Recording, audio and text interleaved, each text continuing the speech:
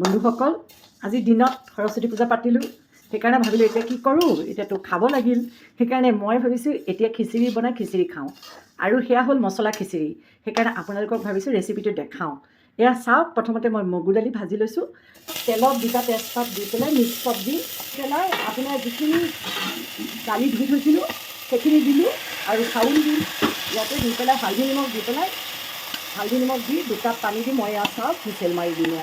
নিমখ দিয়াৰ পিছত চাওক, এয়া যিহেতু মছলা খিচিৰি, ইয়াতে মই জিৰা আৰু ধনিয়া দি পেলাই ইয়াতে এয়া দি দিলোঁ। দি পেলাই অলপ লৰাম ভালকৈ ভাজাৰ পিছত ইয়াত পানী দি ঢাকনা।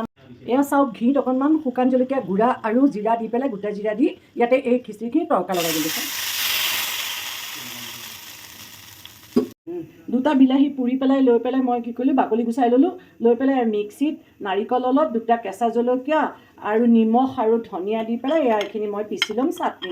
এয়া চাওক, মোৰ ভেজ মাছালা খিচিৰি হৈ গ'ল।